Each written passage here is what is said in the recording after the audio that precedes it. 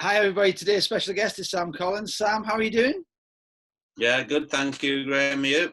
Yeah, really good. Do you want to just tell everybody a little bit about what you do and who you're currently working for?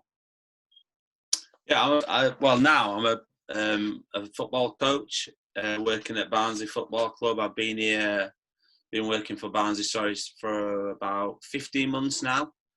Prior to that, I'd done various roles at different clubs, been first team manager at York, been under 23 coach and first team coach at Bradford City, and on the coaching side of it, I had about 4 years, I think it was, up at Hartlepool prior to that.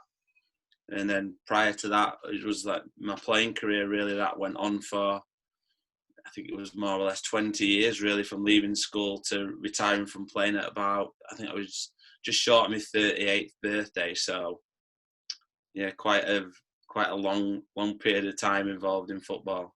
Good. And we've had a few football players on this YouTube channel already, from coaches, but also some professional football players who are still playing now. Chris Basham at Sheffield United, and one of the things that we've always talked about is transitions. And we had when I was working in Hartlepool when you were there, we was talking about the transition from you being a player to a coach.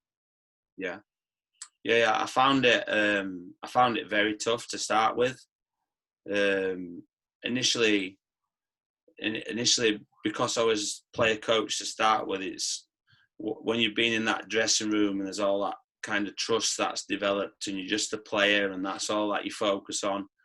You're trying to help your teammates, help yourself, that sort of thing. And what's said in the dressing room stays in the dressing room. And then when you know that you're coming towards the end of your career and you're going into that coaching side of it, initially being offered the opportunity to be a player coach, I was kind of like, yeah, this is it now. I've got to what I want to do moving forwards.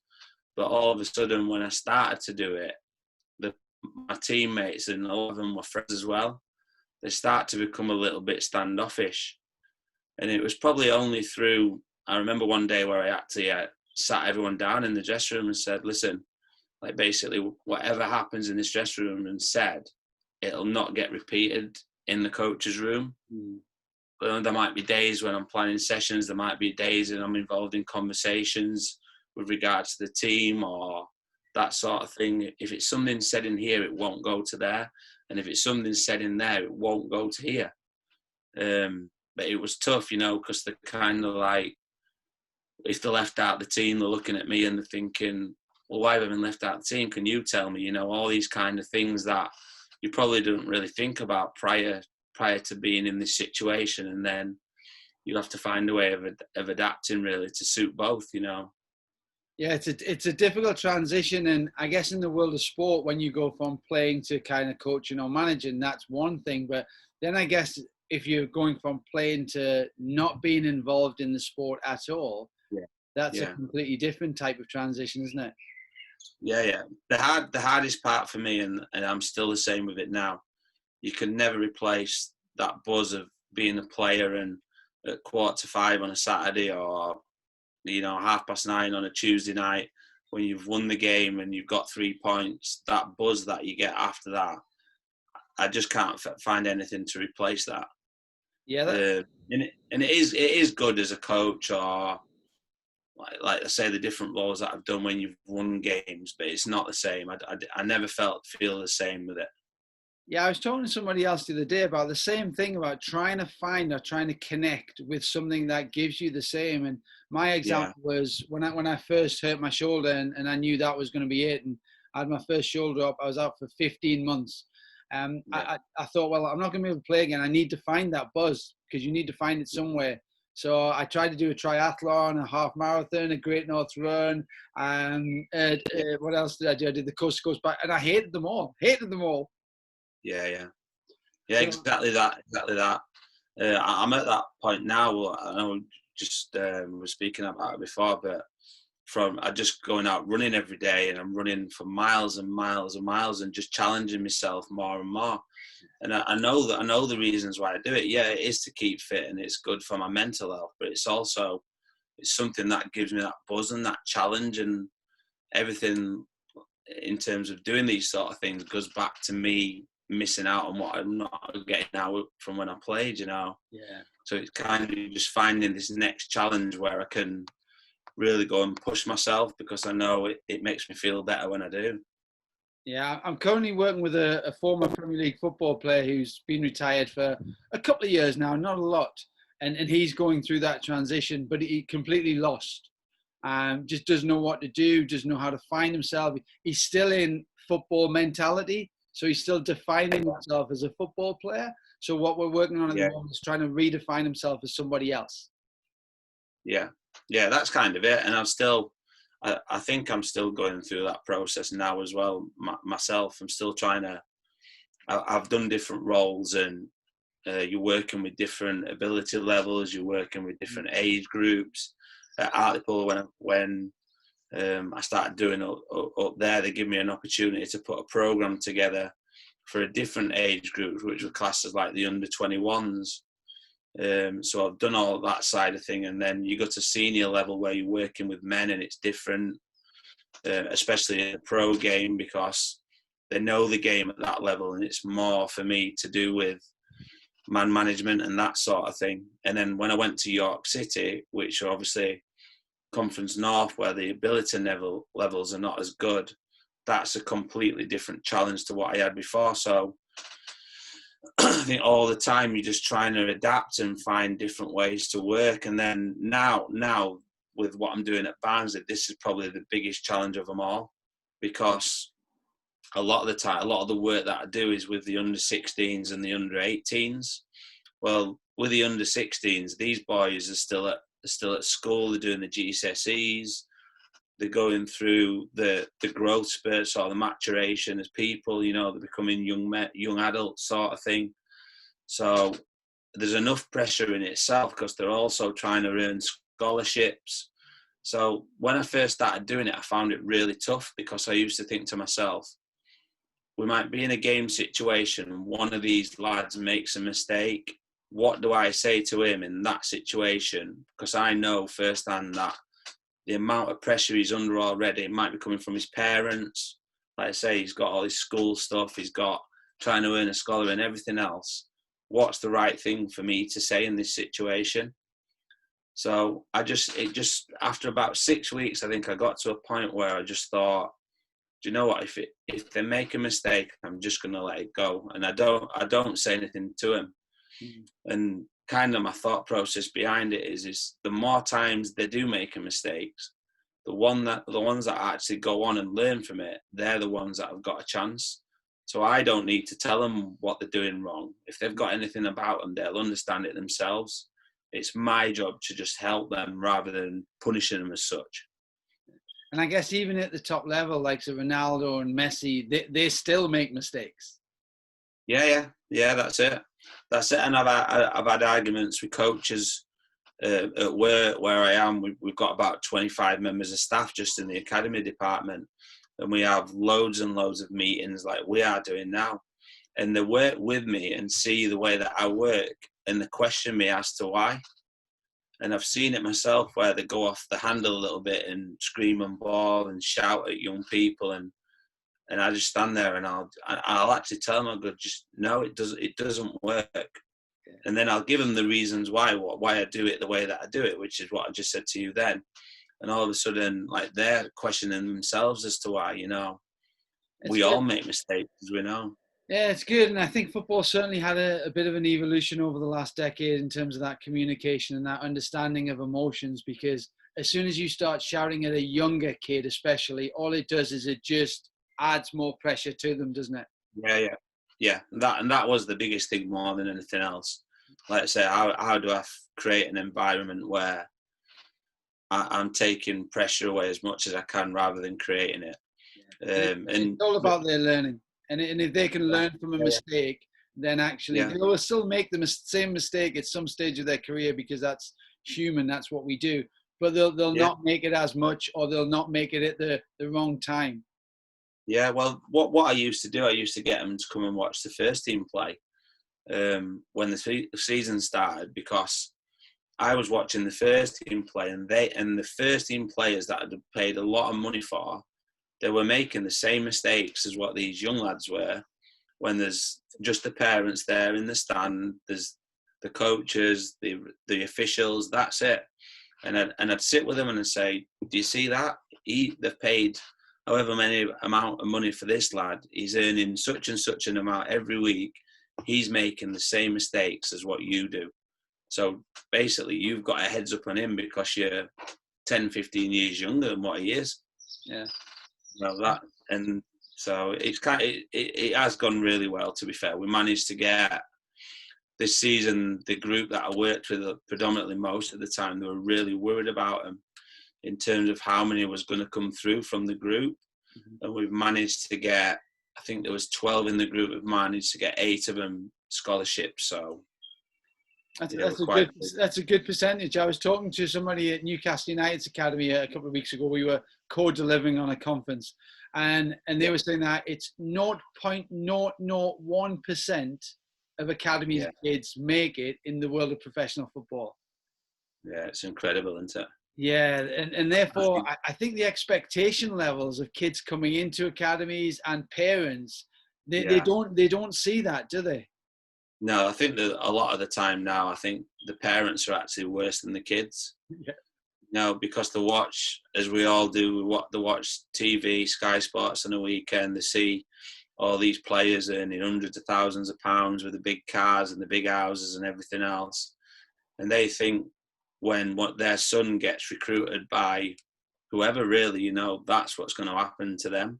Yeah. And in reality, like you said, the percentage of players that actually do that, you got to be super, super talented, super, super lucky, and you got to work very, very hard.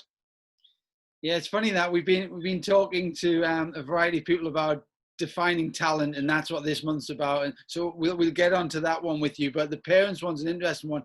We've been running parents programs through the Institute of Sport for the last 4 years now, and we've just taken it with being in COVID-19. We've just put them online as well for parents to tap into, because once the parents understand the expectations, they can start to relieve the pressure as well. It's not just coaches that add pressure, it's parents, it's family, it's peers, but actually the players themselves will also add a lot of narrative to their own pressure. Yeah, for sure. I mean, what we've done a lot this year, and I pushed to actually do this, was we do like a lot of team meetings, group discussions and that sort of thing. And I went to speak to the academy manager and asked him if we could do the same thing with the parents. And he said, initially his reaction was, no, we're not doing that. We're not, like, the information that we have, which is obviously private from them. Yeah. Why would you want to share it with them? And my reason was because when I said, when they go in that car after a game with the parents, I guarantee you now that 9 times out of 10, they're worried about what's going to be said to them. Or before a game, if I've left one of their son out of the team, they're going to be angry about that. So they might be questioning me, or they're going to question the lad after the game. So what I said to him was, every 6 weeks, we'll have a meeting with the parents and we'll tell them that your son at some stage in this 6 weeks will be left out of the team. No matter if he's played well or not, if he's scored an hat-trick, if he's conceded 3 goals, at some stage he's going to get left out of the team, and you're going to wonder why. And he's going to stay in the team, and you're going to wonder why. But whatever we decide to do, we want you to just let it happen. Yeah. And it's not perfect, but it has worked in terms of the way that they've reacted and the way that they've been in the stands, and you see them around the kids. And then I've also asked the kids, private conversations, right? How's it at home? What did your parents think about how you played today? That sort of thing, just to try and understand how they'll feel in terms of the parents and the way they react to what I'm trying to do. No, I think that's a good thing. I don't think any parent wants to hurt their child's career. I don't think they ever want to add pressure, but they do. Because one they don't understand, and that's our job, as a collective sport and organisation, to try to educate them and help them and support the parents. But 2, they're just so excited and enthusiastic about their son or their daughter playing that they just get caught up in it sometimes. Yeah, that's exactly it. he can understand it. I mean, I've got my oldest boy. He's at Barnsley with me now as an under-16. He's one of the lads who've just been offered a scholar, but he's only been with us for 12 months, and prior to that he was at Hull City.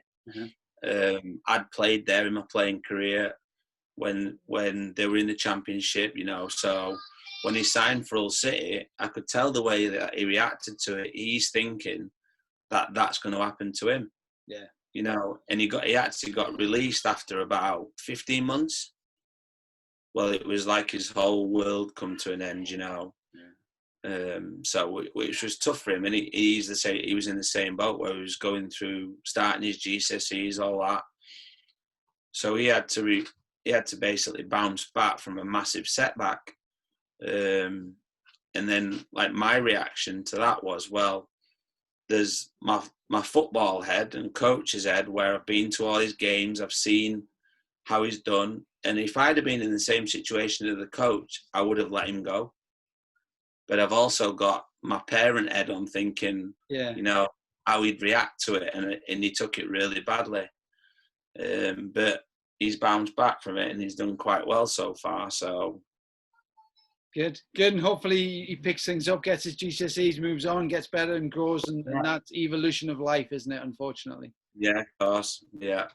Fab. Well, let's get back to this talent, because I think we've talked about it a lot already without defining it, and it's a word that gets thrown about all the time. And you, at an academy now, you get to see it at different levels and different age groups. What would be your definition of talent? If I said, Sam, tell me what talent is, what would you say? What's your thoughts on it? I think my own personal thoughts on it is, the ones who I define have got the talent are the ones that I have to say very little to.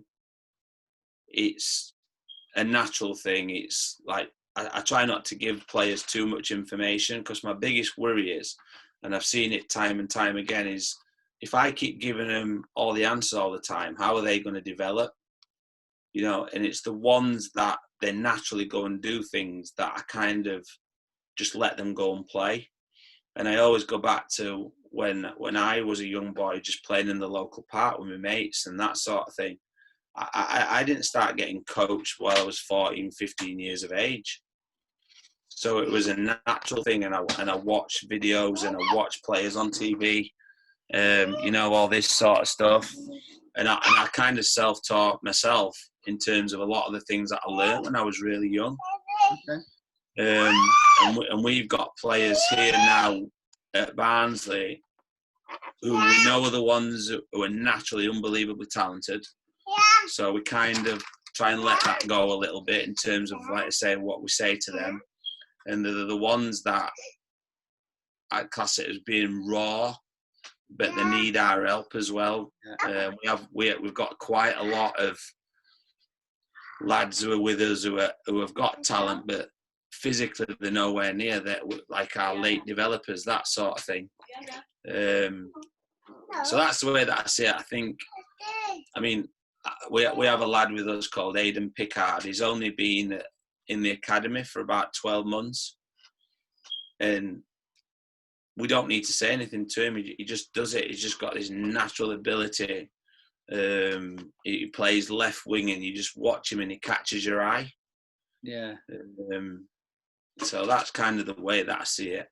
Okay, interesting. And then you added something in there which I haven't heard so far over the last month. And over the last decade, I know there's been a lot of popular reading about, I think, bounce and the talent code and the goldmine effect. There's been a lot of books out rewritten about talent and trying to redefine what we think of it. And you used the term there, easy on the eye. And I think we see that a lot. But then you also use something around learning. About maybe this acceleration or this awareness for learning should be maybe thrown in that equation somewhere too. Yeah, I think that's the key thing. And I mean, as I said to you, the more, I always worry that the more information we give the players is not actually helping them. We had an under-18s FA Youth Cup game last season. We beat Crewe in the first round. Second round, we were playing Birmingham City away from home. And in the build-up to the game, we had 5 team meetings with the team, 5 of them. And I was just assisting one of the other coaches for this game. And the more that it went on, I was watching the players and they stopped listening. I'm looking at them and one of them's half asleep in his chair. One of them's staring at the ceiling. And I come away from it thinking that we're actually doing the players a disservice. And when we went into the game, we were 1-0 up after 10 minutes. Birmingham had 2 players sent off in the first half, and we ended up losing the game 2-1. And the players didn't know how to adapt to actually go and win the game. And like I say, my overriding emotion was those 5 meetings that we've had, all them things that have been said to them, I can't remember any of it because we're not seeing it in the game. Yeah. So, like I say, I think the way that we want them to learn and we want them to develop and understand like our point of view and what we have to get across to them, but how do we actually go about doing it? And for me, it's a lot of the less said, the better. That's the way that I see it. And find different ways of getting them to understand rather than just sitting them in a classroom with a monitor or a projector screen and giving them all the information and all the answers that way. Yeah, it's difficult, isn't it? Because everybody learns differently. Everybody develops differently at different stages. And you were talking about late developers there as football players. Then actually they're going to get their learning, obviously, at the back end of their junior career, I guess, where some of the kids will have picked up some stuff earlier. How do you take a team of let's say, under 16s or under 18s, where you have such a mixed ability of technical skills, tactical awareness, emotional intelligence, mindset, and maybe their physical attributes as well, because they're all literally going to be up and down on that scale, aren't they? How do you take a team like that of individuals and mold them to perform at the same level? Yeah, well, what I tried to do this year, and I spoke to a lot of everyone at the club, because I'd not been there a long period of time when I started working with the group that I'd got. I had 2 weeks with them at the end of last season, and I went away from it thinking that I have to go away from the structure of coaching as such, where it's drills and all the stuff that I'd done for years and years. And what I called it was creating chaos, but done in like a fun sort of way. So it was all like little games, and say if we were training for half an hour, I wouldn't stop it. I just let them play and keep them on the move, because they looked like they were clones when I watched them for this 2-week period that I had them. They looked bored. They looked like they weren't interested, so I was just thinking of different ways where I could stimulate some sort of fun element to it and like a fighting spirit to them. So I did that for 6 weeks continuous when we came back in pre-season. And then I started to add bits of like information that I wanted to give to them. We started a new system of playing a 4-4-2 diamond. So like I said, I was just creating different ways of getting that over to them, but without actually me stopping it every 2 minutes and blowing my whistle and saying, right, you need to be here and you need to do this, because this group didn't need that. Yeah. We had a 6-week period towards the end of the season where I proper went back to how it was when I was a young boy coming through, where we did very little football work and it was all physical stuff. And I was just trying to see if I could basically break them physically and mentally more than anything else. And it was amazing to see the ones who did well and the ones that didn't. All the ones that I said to you who were the late developers, who were miles behind physically, they were the ones who got through it more than the ones who were the already physically developed ones. There were lads who'd already been there was 2 lads in that who'd already been offered scholars, even though they've got another year to go. So it opened my eyes in terms of like the way that I work and when I try and plan things. because you can't just get carried away about your elite players. Like I said, you've got these late developers, they might not come through for 2 years. Yeah. So that was kind of what I've done this year with them, and they've done unbelievably well. If it was me being a coach who were based around winning football matches and getting results, we won 13 out of 14 games. We played Leeds United, Sheffield United, Hull City, Birmingham City, who got a renowned academy, and we went and we absolutely smashed everybody. It was brilliant, but I never really praised. I never praised them about winning games, because for me, it's not really about that in terms of the group that I'm working with. It's all about them and just developing them as football players and people more than anything else. And I think it has to be, Sam, because if we go back to the stats of 0.001% make it from academies to professional sport, you have to give them that best chance. And the best chance is not about winning games. The best chance is about physically, mentally, technically, tactically being aware of all these skills that they can be their very best. Yeah. And that's a really difficult one, because then they have to mix that with the academic pressures. Because actually, if the percentage is that low, then we need to give them some kind of fallback. We need to give them some kind of exit strategy, because life is going to be, it's going to be a long haul in terms of having a life where you're just not excelling in what you wanted to do, which was be a professional football player. Yeah, that's exactly it. I think one of the things that I did notice this year, and probably one of the most worrying things for me was, and you'll understand this in all the work that you've done, where up until the decision time is the last week in December, when they have to be told then if they're going to be offered scholars or not. And up to that point, the results that we had and the way that they played was outstanding. And then as soon as the lads find out who were offered a scholar, and we had 3 lads that were 50-50 in terms of we'd not made a decision, and we released 4, I think it was. Well, all the ones who had been offered a scholar, from that point till the end of the season, the performance levels dropped. It was like all of a sudden that pressure that I was under, and I was still like fighting to try and earn this scholar, all of a sudden it's gone. And they didn't know how to react then in terms of their own individual performances from then until the end of the season. So that was another thing that I thought about. And we had a sports psychologist who works at the club. And I said to him, that's my biggest worry now about this group, is being able to adapt and change in terms of, right, they've done well, they've earned this.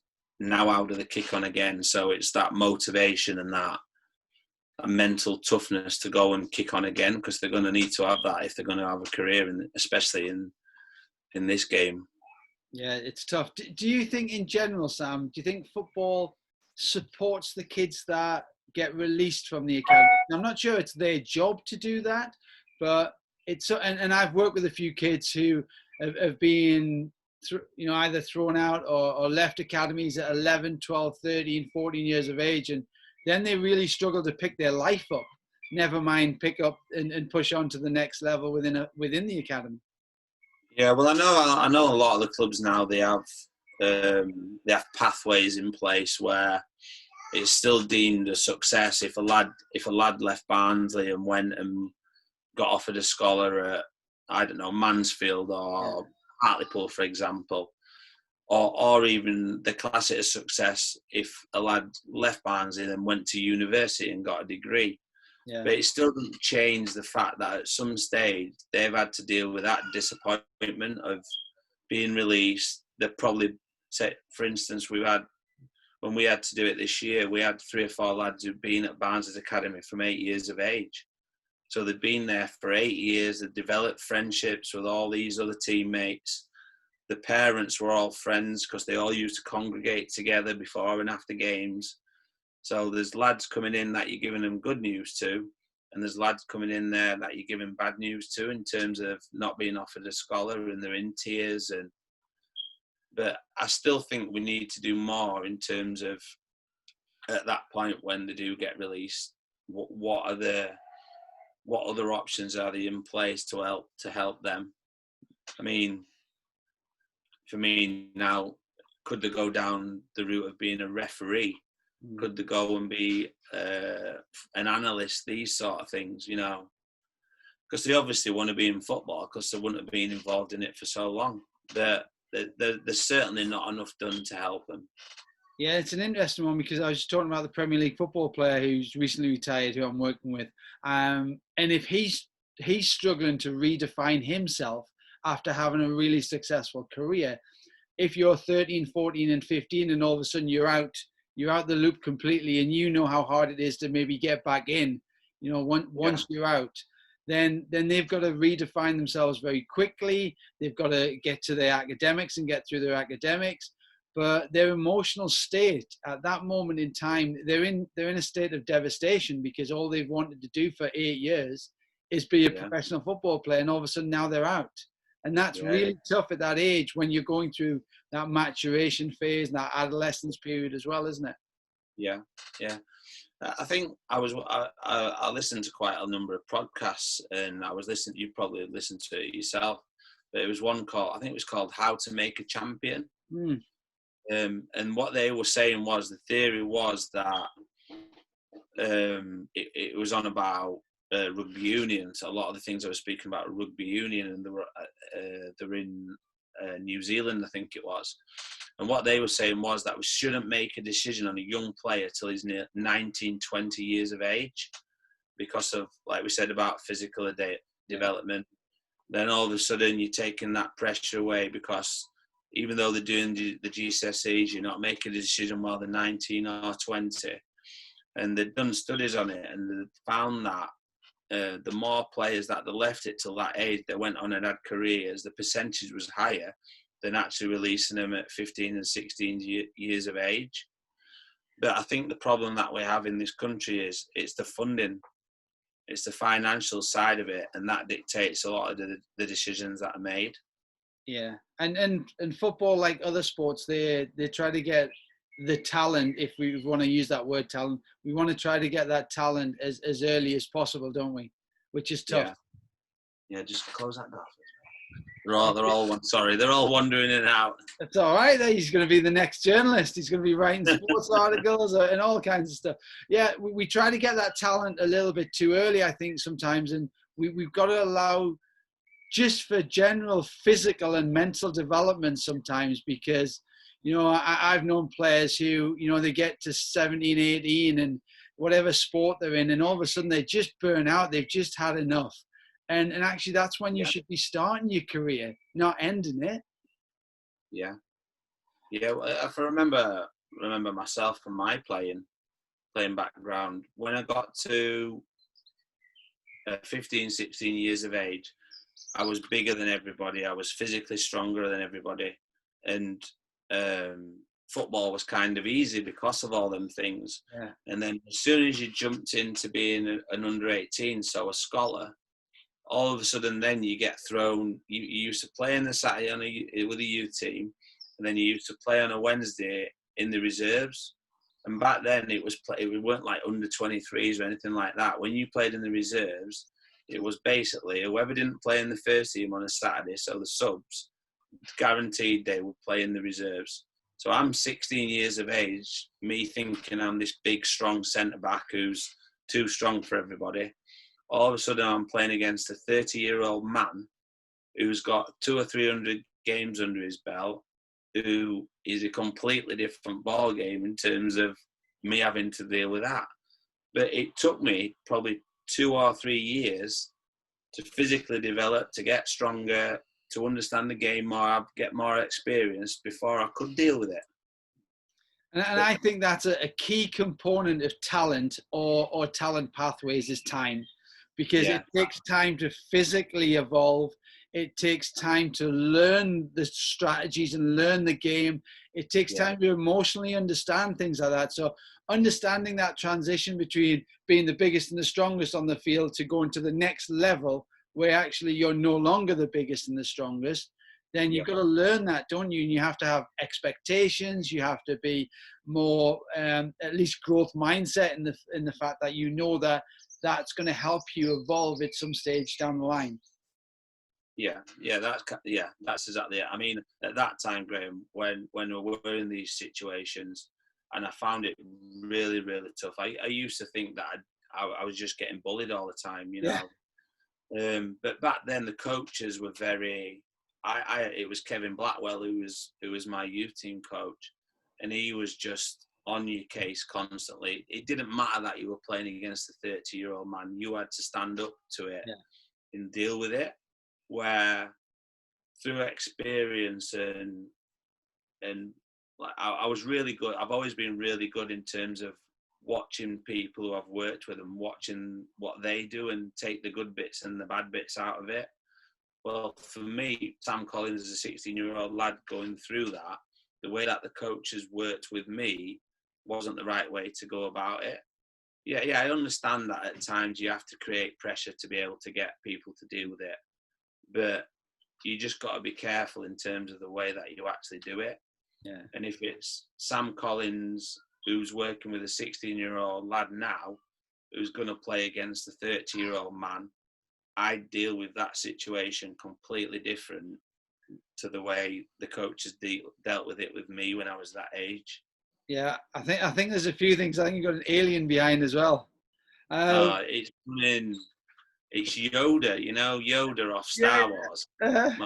My youngest lad's obsessed by Yoda, and we found. Well, at least he's a scholar and he learns Yoda, isn't he? He's quite wise.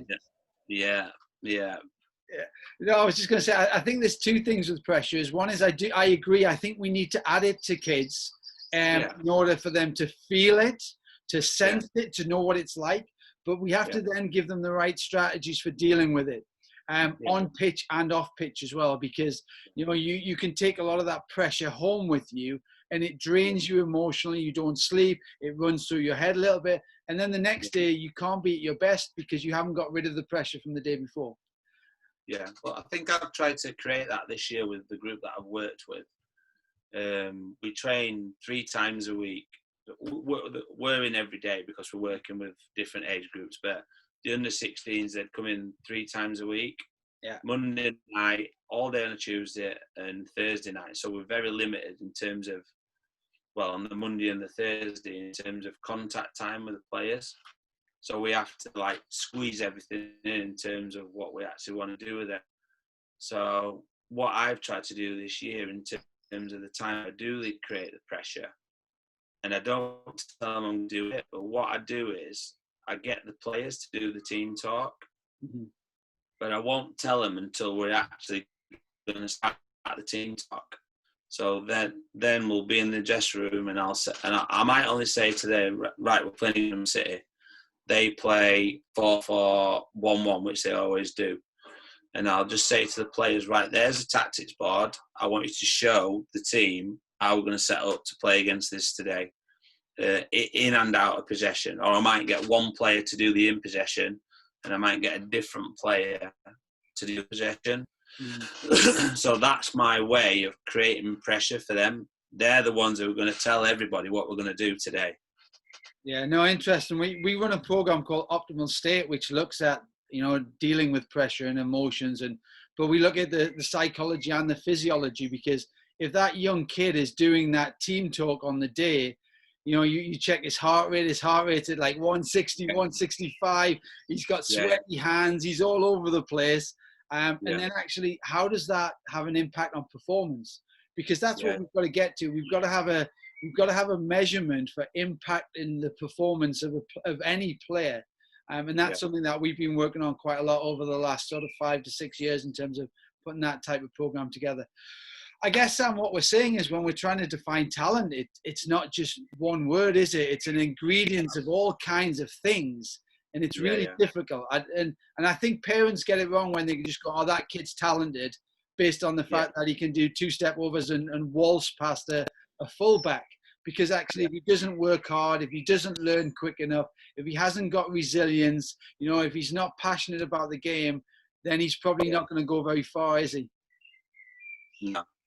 No, you're kind of trying to get them to tick as many boxes as possible, because they're the ones who probably are going to be the ones that go on and have a career in it, you know.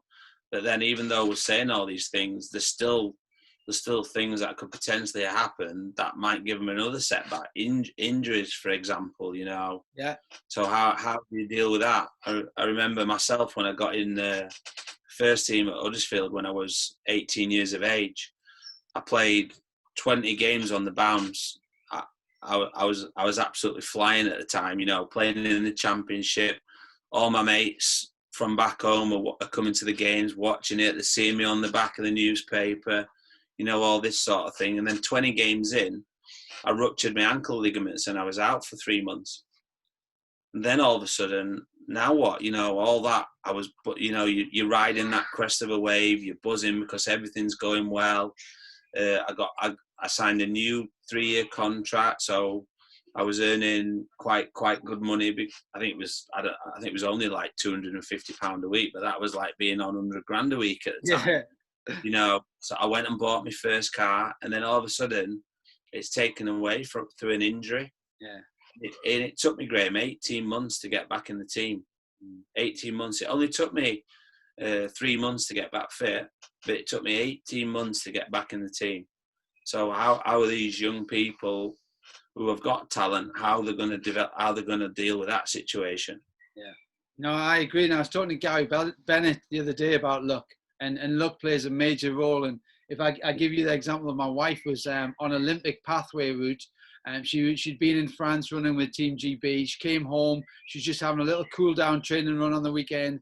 Snapped their plantar fascia, career gone, just like that, bang. And you know, and the way that they cast it, she was never able to get back. And obviously, you were able to get back, and that again, that makes the percentages even smaller. You get an injury, and the percentages of become even narrower than what they were in the beginning, and they're small to start off with.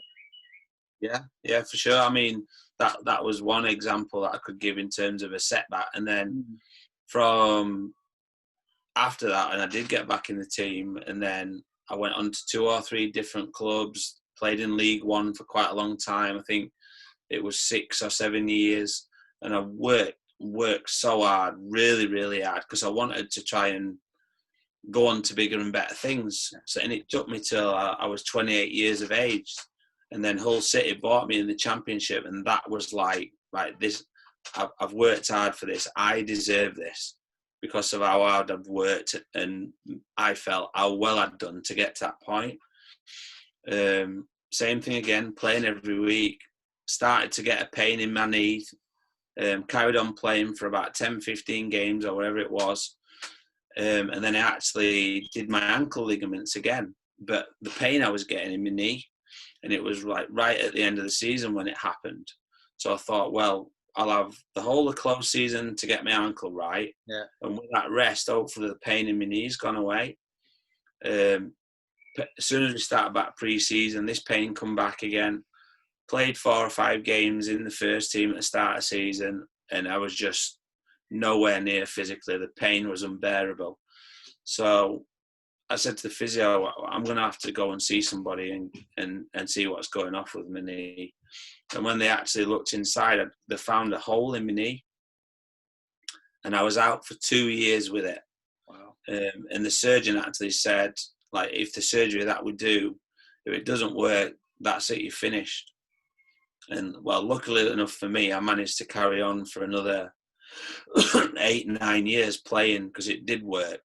But like at that time, that the financial side of it was really good. Like I said, I'm playing in the Championship, and that was probably the hardest thing that ever happened to me because a lot of my friends who I was playing with at the time, who I was in the team with, they went and played in the Premier League after that. Yeah. Wow.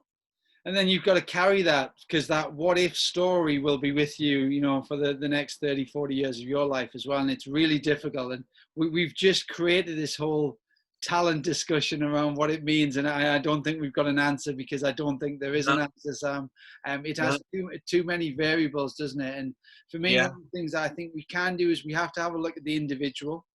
We have to treat them as individuals, and we have to say, right, this is what you've got now. This is what we need to work on all of those attributes, on technical, tactical, physical, mental, but the whole lifestyle element around parents and academia and friends and all of that. And then we throw in potluck as well. And it's such a difficult conversation to have. And that shows you how much coaches do a great job, because you guys have to nurture that every day. Yeah, I think so. And I think like the biggest thing for me, what I look for more than anything else, is attitude. Yeah. Is attitude. If like when I go out there in the grass and I'm working with the players, if their attitude's right, I think no matter what happens in this boy's life, he's got a chance. You know, he might not be a footballer, he might end up on a building site, but if he gets up with that attitude every day, where he wants to work hard, he wants to, you know, no matter if it's raining or it's thundering, you know, all these things, if it's snowing, I know full well every time this boy comes in to work with me, his attitude's going to be spot on. And that's kind of where I probably have a soft spot for that type of person. You know, the one who is some big guy comes in and tackles him, he gets up and he just carries on, you know, and he'll go again. And no matter what happens, he keeps trying. That's kind of, and it's not just me that feels that way. That's probably kind of one of the big things that we look for at Barnsley. It's a working class background. Most of these kids who are there, the families, or the background of the families, the parents, grandparents have all worked down the mines, you know. So they've had to work hard for everything that they've got. And that's a massive thing in the academy. So it probably suits me being there, to be fair, because that's the way that I see it. Yeah. Sam, I'm conscious of time. Brilliant to catch up with you and have a chat. We haven't had too much chat about Hartlepool United, but you know, maybe that's another day. But I love the fact that it's a great thing to finish on. So if we wrap up talent, from your mindset and Barnsley's mindset, having a good attitude is going to help you go a long way. Yeah, that's the way I see it. A large percentage of in a person's makeup is that really, and then the talent. If they had not got talent, that wouldn't be in that environment. You know, that's kind of something that has to be there for them to be in an elite environment. But as I say, the key thing for me is if they've got really good attitudes, they've got a chance. Brilliant. Sam Collins, thank you very much for your time. Let's catch up soon. Thank you.